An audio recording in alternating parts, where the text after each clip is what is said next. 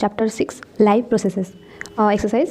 First question is the kidneys in human beings are a part of the system for. हमारे body में जो kidney होती है ना, तो उसकी क्या काम होती है? तो उस वेस्ट मटेरियल को निकालने के लिए उसकी ज़रूरत होती है। तो वेस्ट मटेरियल को अगर हम निकालेंगे तो वो प्रोसेस को क्या बोलते हैं? एक्सक्रीशन ही तो बोलते हैं ना। आंसर हो जाएगा क्या? Excretion. Next is the xylem in plants are responsible for. Xylem जो प्लांट में होती है तो वो एक वाटर कंडक्टिंग सिस्टम है और वो रूट से स्टेम या फिर रूट से लीव्स तक वो वाटर को ट्रांसपोर्ट करती है। तो यहाँ पे आंसर क्या होगा? Transport of water. Next question is the autotrophic mode of nutrition requires. Okay, autotrophic mode of nutrition means क्या होता है? जो खाना खुद बनाता है, जो किसी के ऊपर डिपेंडेंट नहीं होता है। यहाँ पे वो इंडिपेंडेंट होता है। ठीक है, इंडिपेंडेंट होकर अपना खाना खुद बनाता है। तो यहाँ पे ऑटोट्रॉफिक मोड ऑफ न्यूट्रिशन के लिए यानी कि फोटोसिंथेसिस हो गया। जैसे कि प्लांट में ऑटोट्रॉफिक मोड ऑफ न्यूट्रिशन को हम फोटोसिंथेसिस बोलते हैं। तो फोटोसिंथेसिस में हमें क्या ज़रूरत है? पहले तो हमारे पास सनलाइट होनी ज़रूरत है, उससे सनलाइट चाहिए हमें। और नेक्स्ट हमारे पास अगर पिगमेंट, जो फोटोसिंथेटिक पिगमेंट होगा, क्लोरोफिल हो गया, कैरोटीनॉइड हो गया, वो सब भी हमें चाहिए। नेक्स्ट हमारे पास कार्बन डाइऑक्साइड और वाटर भी होना चाहिए फोटोसिंथेसिस करने के लिए। तो यहाँ पे आंसर क्या हो जाएगा? ऑल ऑफ दी एबव हो जाएगा। Next question is the breakdown of pyruvate to give carbon dioxide, water and energy takes place in. Okay, pyruvate से जो कार्बन डाइऑक्साइड और वाटर बनता है और एनर्जी भी मिलती है, तो वो कहाँ पे होती है? तो पहले तो उस प्रोसेस को हम जानेंगे। अगर यहाँ पे हम देखेंगे तो पहले हमारा जो ग्लूकोज है ना, तो वो ग्लूकोज कन्वर्ट होता है किससे? पायरूविक एसिड में कन्वर्ट होता है। ये तो रेस्पिरेशन का पहला प्रोसेस है ना। ग्लूकोज पहले पायरूविक एसिड में कन्वर्ट 6H12O6 वो कन्वर्ट हो गया पायरूविक एसिड। उस प्रोसेस को हम बोलते हैं क्या है? ग्लाइकोलाइसिस बोलते हैं। और ये प्रोसेस कहाँ पे होती है? साइटोप्लाज्म में होती है। ठीक है, तो उसको हम ग्लाइकोलाइसिस बोले और वो साइटोप्लाज्म में हो गया। और हमें पता है कि ग्लाइकोलाइसिस एक कॉमन प्रोसेस है, ऑल ऑफ द ऑर्गेनिज्म में ग्लाइकोलाइसिस होता है। तो नेक्स्ट जो पायरूविक एसिड आया वो दो प्रोसेस में सेपरेट हो गया। एक यहाँ पे है एरोबिक जो कि ऑक्सीजन के प्रेजेंस में होता है, और दूसरी है एनएरोबिक यानी कि एब्सेंस ऑफ ऑक्सीजन। तो एरोबिक में वो क्या हुआ? कार्बन डाइऑक्साइड और वाटर में कन्वर्ट हो गया, जिसको हम बोलते हैं कि यहाँ पे कंप्लीट ऑक्सीडेशन हो रहा है। तो यहाँ पे वो कार्बन डाइऑक्साइड हो गया और दूसरी हो गया वाटर। तो ये जो प्रोसेस है ना, ये कहाँ पे होता है? ये माइटोकॉन्ड्रिया पे होता है। ठीक है, ये कहाँ पे होता है? माइटोकॉन्ड्रिया पे। तो ये क्वेश्चन हमें जो ये लिखा है pyruvate to give carbon dioxide, water and energy, तो यहाँ पे पायरूवेट का जो ब्रेकडाउन होता है, जो ये वाला प्रोसेस है, तो ये कहाँ पे होता है? माइटोकॉन्ड्रिया पे। तो यहाँ पे आंसर क्या होगा? Mitochondria. Next question is how are fats digested in our bodies, where does this process take place. तो फैट का डाइजेशन कैसे होता है और वो कहाँ पे होता है, उसको हम देखेंगे यहाँ पे। ये देखो, fats are digested in small intestine. हमें पता है कि ये स्मॉल इंटेस्टाइन में फैट हमारा क्या होता है? डाइजेस्टेड होता है। तो कैसे होता है? तो हमें पता है कि लीवर में बाइल जूस है। ठीक है, ये जो लीवर में यहाँ पे हमारा बाइल जूस मिला, उस बाइल जूस में क्या क्या इमल्सिफाइज किया? फैट को इमल्सिफाई किया। तो फैट को इमल्सिफिकेशन ऑफ फैट हो गया यहाँ पे। तो उससे क्या हुआ ना, जो फैट था ये कॉम्प्लेक्स मॉलिक्यूल है। ठीक है, इसको हम सिंपलर फॉर्म में कन्वर्ट करेंगे। तो यहाँ पे जो फैट था, ये फैट क्या हुआ? ये फैट बन गया फैटी एसिड और ग्लिसरॉल, ये दो चीज़ हो गया। तो यहाँ पे फैटी एसिड और ग्लिसरॉल में कन्वर्ट हो गया, यानी कि ये उसका यहाँ पे ब्रेक्स हो गया। तो वो ब्रेक होके फैटी एसिड और ग्लिसरॉल, यानी कि ये क्या हो गया? सिंपलर मॉलिक्यूल में कन्वर्ट हो गया। तो और ये लाइपेज एंजाइम की वजह से हो रहा है। तो ये किसकी वजह से हुआ? लाइपेज एंजाइम की वजह से। तो इसको आप लिख लेना। Next question is what is the role of saliva in the digestion of food, यानी कि फूड में सलाइवा का क्या रोल है? सलाइवा हमें पता है क्या है? एक फ्लूइड है जो कि सलाइवरी ग्लैंड में पाया जाता है। हमारे पास 3 पेयर ऑफ सलाइवरी ग्लैंड है। तो उसकी रोल क्या होती है? ठीक है, तो पहले अगर हम खाना खाएंगे तो ठीक है, स्टार्च ये एक कॉम्प्लेक्स यानी कि पॉलीसैकेराइड है। तो उसको हम क्या करेंगे? सिंपलर फॉर्म में यानी कि मोनोसैकेराइड में कन्वर्ट करेंगे। ये एक पॉलीसैकेराइड है और उसको हम मोनोसैकेराइड में कन्वर्ट करेंगे, जैसे कि ग्लूकोज हो गया, और जैसे कि सिंपल शुगर में कन्वर्ट करेंगे। ठीक है, तो वो चीज़ किसकी वजह से हो रहा है? यहाँ पे एक एंजाइम है जो कि ये सलाइवरी अमाइलेज, एक एंजाइम है। और इस एंजाइम को हम किससे पाते हैं? ये सलाइवा में, हमारा जो सलाइवा है ना, वो सलाइवा में सलाइवरी अमाइलेज के एंजाइम होती है, और उसकी वजह से हमारा जो यहाँ पे पॉलीसैकेराइड यानी कि कार्बोहाइड्रेट हो गया, वो मोनोसैकेराइड में कन्वर्ट होती है। तो saliva is a fluid secreted by salivary glands. It contains an enzyme salivary amylase that breaks down starch to simple sugar, जो कि हो गया ग्लूकोज। फूड यहाँ पे क्या हो रहा है? सलाइवा के साथ मिक्स होके वो माउथ के अराउंड मूव हो रहा है। ठीक है, तो next question is what are the necessary conditions for autotrophic nutrition and what are its by product. तो ऑटोट्रॉफिक न्यूट्रिशन हमें पता हो गया कि ये किसको हम बोल सकते हैं? फोटोसिंथेसिस को हम ऑटोट्रॉफिक न्यूट्रिशन बोल सकते हैं, क्योंकि ऑटोट्रॉफिक न्यूट्रिशन का मतलब क्या है, खुद ब खुद खाना बनाना।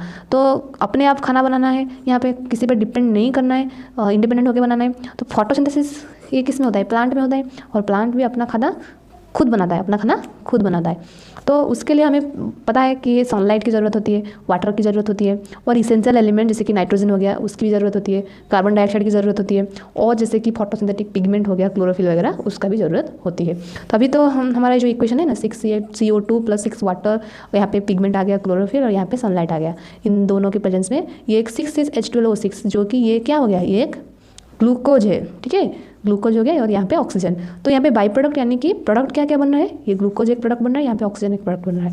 तो this is carbohydrate and oxygen are the by products of photosynthesis. Chemical reaction and equation में एक क्वेश्चन था जहाँ पे मैंने ये 6 के प्लेस में यहाँ पे 12 लिख लिया था। तो क्वेश्चन नंबर 9 जो कि यहाँ पे मैंने 12 लिख लिया है, वो 12 नहीं होगा, यहाँ पे 6 होगा, तभी तो बैलेंस होगा ना। देखो अगर यहाँ पे 6H2 हुआ तो टोटल यहाँ पे कितना आ गया, 12H आ गया, और यहाँ पे देखो 12H है, तभी ये बैलेंस होगा। So it was my fault, sorry for my mistake. अगर वो वाला वीडियो आपने अभी तक देखा नहीं है तो मैं आई बटन में दे दूँगी, आप उसको देख लेना। तो यहाँ पे क्या हो गया, ग्लूकोज और ऑक्सीजन दोनों बाई प्रोडक्ट आ गए। So next question is what are the differences between aerobic and anaerobic respiration, name some organism that use the anaerobic mode of respiration. तो यानी कि एरोबिक और एनारोबिक में हमें डिफरेंस ढूंढनी है।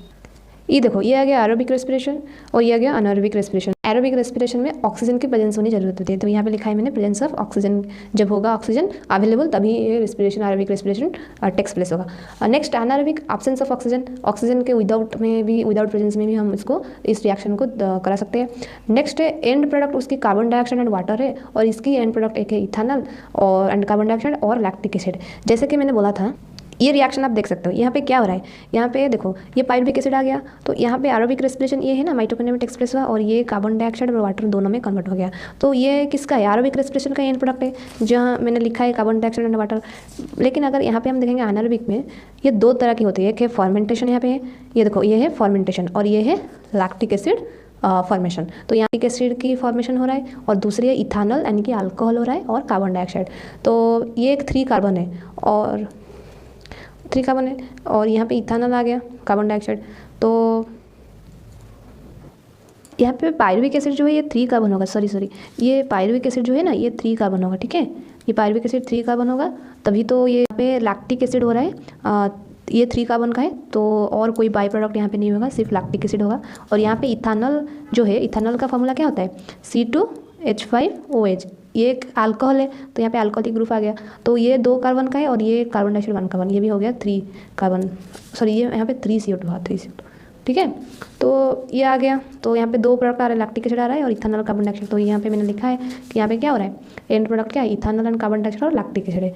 यहाँ पे देखो मोर एनर्जी रिलीज होगा, यहाँ पे 38 ATP का एनर्जी रिलीज होगा, और यहाँ पे लेस एनर्जी यानी कि 2 ATP का एनर्जी रिलीज होगा। Next is complete oxidation of glucose occur, यहाँ पे कार्बन डाइऑक्साइड वाटर हमें मिल रहा है। यहाँ पे incomplete oxidation occur, it occurs in most organisms and it occurs in certain bacteria, कुछ बैक्टीरिया में दिखता है। ईस्ट में जैसे कि ये वाला जो फॉर्मेंटेशन है ना, ये देखो ये वाला जो फॉर्मेंटेशन है, ये फॉर्मेंटेशन होता है किसमें, ईस्ट में। नेक्स्ट है in humans during vigorous exercise muscle cells respire anaerobically for some time, यानी कि अगर हम हार्ड एक्सरसाइज करते हैं तो तभी हमारा बॉडी को एक टायर्डनेस आ जाती है, मस्कुलर पेन आ जाती है, क्योंकि हम वहाँ पे ना लैक्टिक एसिड जो है वो एक्यूमुलेट हो जाता है। तो वहाँ पे मसल में अगर लैक्टिक एसिड एक्यूमुलेशन होगा तो हमें टायर्डनेस फील होती है। वहाँ पे क्या होता है ना, ऑक्सीजन जितनी सप्लाई होनी चाहिए वो नहीं होती है, तो वहाँ पे ऑक्सीजन का एब्सेंस हो गया, तो उस टाइम लैक्टिक एसिड फॉर्मेशन हो जाती है, तभी हमें थोड़ा सा क्या होता है, वीकनेस जैसा फील होता है। So next question number 9, how are the alveoli design to maximise the exchange of gases. तो the alveoli are the small balloon like structure, हमें पता है, आप ग्रेप्स देखे हो ना, ग्रेप्स, तो जैसे ग्रेप्स होता है ना, छोटा छोटा बेलून जैसा उसका स्ट्रक्चर होता है, वहाँ पे alveoli का भी ऐसे वो बेलून जैसा यानी कि सैक लाइक स्ट्रक्चर होता है, और जो कि लॉन्ग्स में प्रेजेंट होता है। उसका काम है गैसियस एक्सचेंज कराना, जैसे कि कार्बन डाइऑक्साइड और ऑक्सीजन का एक्सचेंज कराना। तो वो जो मेडअप होती है ना, वो सिंपल स्क्वामस एपिथेलियम में मेडअप होती है, सिंपल स्क्वामस एपिथेलियम। और ये आप आगे पढ़ेंगे, जब हायर क्लास में जाएंगे तभी पढ़ेंगे। तो सिंपल स्क्वामस एपिथेलियम का मतलब क्या है, अगर सिंपल स्क्वामस एपिथेलियम होगा ना, स्क्वामस एपिथेलियम का फंक्शन होता है वो गैस का डिफ्यूजन करता है, गैस का एक्सचेंज कराता है। तो इस वजह से उसका जो वाल है ना वो थीन होता है, एंड वो network of blood vessel contain करता है। तो उसका जो सरफेस एरिया हो गया ना, यहाँ पे large surface area, I think 80 metre square का अराउंड सरफेस एरिया उसका है। तो इतना लार्ज सरफेस एरिया होने के कारण उसका जो गैसियस एक्सचेंज यहाँ पे होता है ना, कार्बन डाइऑक्साइड और ऑक्सीजन का गैस एक्सचेंज, तो वहाँ पे वो ज़्यादा एफिशिएंटली हो पाता है just because of surface area बड़ा होने के कारण। What would be the consequence of deficiency of haemoglobin in our body. हमारे बॉडी में अगर हीमोग्लोबिन की डेफिशिएंसी होगा, हीम मीन्स आयरन, यहाँ पे आयरन का डेफिशिएंसी अगर होगा, आयरन का अगर डेफिशिएंसी होगा ब्लड में, तो हमें क्या क्या प्रॉब्लम फेस करनी पड़ेगी। हमें पता है जो हीमोग्लोबिन है ना, वो एक रेस्पिरेटरी पिगमेंट होती है बॉडी में, ठीक है। हमारे बॉडी में एक रेस्पिरेटरी पिगमेंट है जिसका नाम है हीमोग्लोबिन।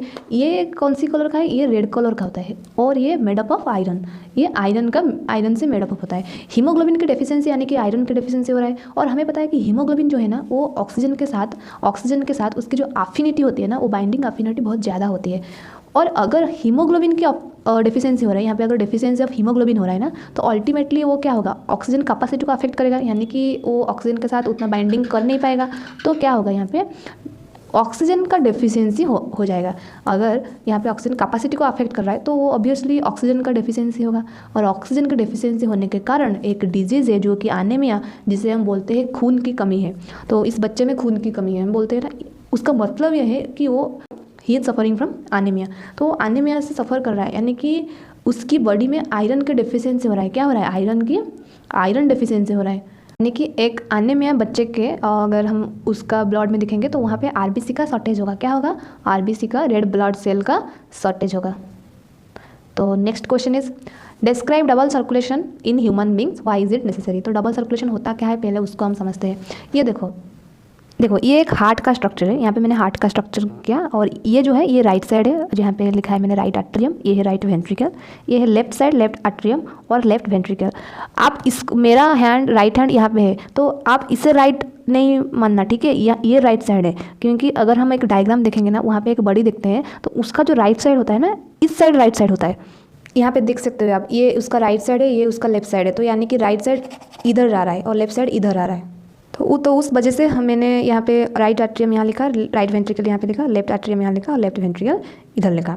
तो ये जो है ना, ये वेना कावा है, और ये जो है पल्मोनरी आर्टरी है, और ये पल्मोनरी वेन है, और ये जो है आयोटा है। और ये जो पल्मोनरी आर्टरी है, पल्मोनरी वेन, ये दोनों आए हैं किससे, लंग से यहाँ तक आके।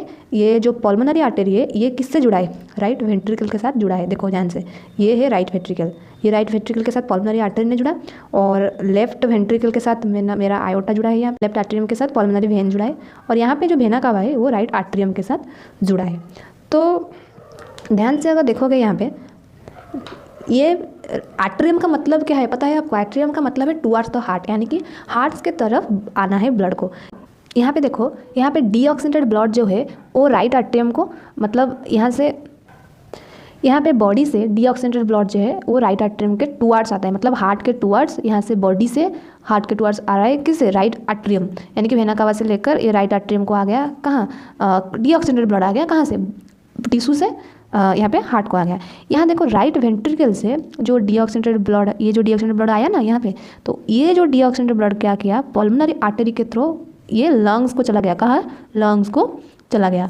और यहाँ पे देखो, यहाँ पे लंग से फिर क्या हुआ, वापसी, यहाँ पे लंग से ऑक्सीजनेटेड ब्लड आ गया, यहाँ पे लंग से क्या आ गया, यहाँ पे लंग से ऑक्सीजनेटेड ब्लड यहाँ पे आ रहा है, और ये जो ऑक्सीजनेटेड ब्लड है वो लेफ्ट एट्रियम के पास आ रहा है, पल्मोनरी वेन को पास करके यहाँ पे लेफ्ट एट्रियम को यहाँ पे ऑक्सीजनेटेड ब्लड, यानी कि ऑक्सीजन यहाँ पे है प्रेजेंट, वो ब्लड आ रहा है। और ये जो ब्लड यहाँ पे आया ना, ये लेफ्ट वेंट्रिकल है, और यहाँ पे आके ये आयोटा के थ्रू चला गया टिश्यू में, किधर चला गया, टिश्यू में। तो यहाँ पर देखो आप, ये दो सर्कुलेशन हो रहा है, एक तो लंग्स यहाँ पे इन्वॉल्व हो रहा है और एक बॉडी टिश्यू यहाँ पे इन्वॉल्व हो रहा है। तो ये जो हो गया ना, एक सिस्टमिक सर्कुलेशन हो गया, जैसे कि वेना कावा है और एक यहाँ पे आयोटा, ये दोनों मिलके हमारा सिस्टमिक सर्कुलेशन हो गया। और यहाँ पे जो पल्मोनरी है और ये जो पल्मोनरी वेन है, पल्मोनरी आर्टरी, ये दोनों आगे लॉन्ग से, तो ये एक पल्मोनरी सर्कुलेशन हो गया। तो यहाँ पे देखो प्योर, ये वाला है प्योर जहाँ पे ऑक्सीजन प्रेजेंस है, और ये है इम्प्योर, ये दोनों ब्लड यहाँ पे मिक्स नहीं हो रहा है, ये दोनों सेपरेट यहाँ पे जा रहे हैं। तो यहाँ पे ब्लड की जो है वो मिक्स नहीं हो रहा है। तो उस वजह से हमें क्या होता है, हम एक वार्म ब्लडेड एनिमल है, यानी कि हम एक जो बोलते हैं ना होम्योथर्मिक, तो हम होम्योथर्मिक एनिमल है, उस वजह से हम मोर एक्टिव होते हैं, यानी कि हमारे अंदर बहुत सारी एनर्जी होती है, मोर एनर्जेटिक इंसान हम बोलते हैं कि हम मोर एनर्जेटिक होते हैं। तो एग्जांपल हो गया जैसे कि बार्ड हो गया, मामल हो गया, ये हो गए क्या वार्म ब्लडेड और मोर एक्टिव। किस वजह से? वो डबल सर्कुलेशन की वजह से ये पॉसिबल हो रहा है, क्योंकि यहाँ पे क्या हो रहा है, deoxygenated blood is completely separated from oxygenated blood. यहाँ पे आप देख सकते हैं ना, यहाँ पे देखो ये डीऑक्सीजनेटेड कार्बन डाइऑक्साइड आ गया और ये ऑक्सीजनेटेड ब्लड, ये कम्प्लीटली सेपरेट यहाँ पे हो रहे हैं। सो ये इसको आप लिख लेना। Next question is what are the differences between the transport of materials in xylem and phloem. यानी कि जाइलम और फ्लोएम में क्या डिफरेंस है मटेरियल के ट्रांसपोर्ट को लेकर। हमें पता है कि जाइलम एक कॉम्प्लेक्स टिश्यू है जो कि वाटर और अदर न्यूट्रिएंट जैसे कि इनऑर्गेनिक न्यूट्रिएंट हो गया उन सबको ट्रांसपोर्ट करती है, किसे? रूट से लेकर स्टेम और रूट से लेकर लीफ तक। तो ये लिखा है मैंने। और दूसरी ओर अगर फ्लोएम देखेंगे, ये एक लिविंग टिश्यू है जो कि फूड और ऑर्गेनिक मटेरियल को ट्रांसपोर्ट करती है लीफ से अदर पार्ट तक। Next is in xylem the conducting cells और ट्रैकियरी सेल्स आर डेड। यानी कि जाइलम में जो कंडक्टिंग पार्ट है जैसे कि ट्रैकिड हो गया, भेसल हो गया, वो सब क्या है? डेड है। लेकिन अगर फ्लोएम में वाटर कंडक्टिंग सिस्टम के बारे में अगर बोलेंगे तो वो है क्या? फ्लोएम पारेन्काइमा, जो कि एक लिविंग है। Next is xylem often constitutes the bulk of the plant body. यानी कि प्लांट बॉडी का जो ज़्यादा हिस्सा है ना वो जाइलम कॉन्स्टिट्यूट करता है, लेकिन फ्लोएम में सिर्फ छोटू सा हिस्सा होता है जैसे कि small part of the plant body हो गया। नेक्स्ट जाइलम क्या क्या कंटेंट करता है? जाइलम के पास भेसल्स होता है, उसके पास ट्रैकिड होता है, उसके पास फाइबर होता है और पारेन्काइमा भी होता है। लेकिन अगर फ्लोएम की बात करेंगे, फ्लोएम के पास फ्लोएम फाइबर है, सिप ट्यूब है, कंपानियन सेल है और फ्लोएम पारेन्काइमा है। फ्लोएम पारेन्काइमा यहाँ पे वो उसका वाटर कंडक्टिंग सिस्टम है। और जिम्नोस्पर्म जैसे अगर हम देखेंगे उनमें कंपानियन सेल्स और सिप ट्यूब के प्लेस में हम सिप सेल पाएंगे और एल्बुमिनस सेल पाएंगे। So that is the difference between xylem and phloem. Next question is compare the functioning of alveoli in the lungs and nephrons in the kidneys with respect to their structure and functioning. यानी कि alveoli और nephron इन दोनों में क्या अंतर है हम देखना है। पहले तो हमें पता है alveoli क्या है, एक बैलून जैसा स्ट्रक्चर दिखता है और एक सैक लाइक स्ट्रक्चर जो कि लंग्स में प्रेजेंट रहती है और उसका काम क्या है? गैसियस एक्सचेंज करना है, यानी कि कार्बन डाइऑक्साइड और ऑक्सीजन की एक्सचेंज कराना है। और वो मैंने पहले ही बताया था कि ये स्क्वामस एपिथेलियम मेडअप ऑफ है, यानी कि उसकी जो फंक्शन है ना स्क्वामस एपिथेलियम का, वो फंक्शन भी है डिफ्यूजन ऑफ गैसेस। तो यहाँ पे उसकी जो अगर हम स्ट्रक्चर देखेंगे तो वो एक बहुत पतला है, लाइक वेरी थिन और इरेगुलर वाल्ड होता है और उसका जो है वास्कुलरिस्ट बैग लाइक स्ट्रक्चर, एक वास्कुलरिस्ट बैग लाइक स्ट्रक्चर होता है। Next is nephron. नेफ्रॉन हमें पता है कि एक मिनिट और माइक्रोस्कोपिक जैसा दिखता है। नेफ्रॉन एक मिनिट और माइक्रोस्कोपिक स्ट्रक्चर है जो कि किडनी में होता है और वो उसको हम बोलते हैं कि structural and functional unit of kidney. उसको तो पहले बोलेंगे दिखता है कैसे ना, मिनिट और माइक्रोस्कोपिक जैसा दिखता है और वो किडनी में पाया जाता है और उसी को ही हम बोलते हैं क्या? Structural and functional unit of kidney. This is important. Next अगर alveoli सिंपल स्क्वामस एपिथेलियम में मेडअप है तो नेफ्रॉन किस में मेडअप होगा? सिंपल क्यूबिडल एपिथेलियम और उसके पास माइक्रोविल भी फंक्शन होती है कि सरफेस एरिया को इंक्रीज कराना। नेक्स्ट है जो नेफ्रॉन का काम क्या है? वो क्या करता है? ब्लड को फिल्ट्रेट बनाता है, मतलब ब्लड को फिल्टर करके वो यूरिन प्रोड्यूस करता है। क्या करता है? यूरिन, जो कि हमारा जो भी एक्सक्रीटोरी मटेरियल है ना वो यूरिन के थ्रू चला जाता है। तो these are the difference between alveoli and nephron. Thanks for watching my video.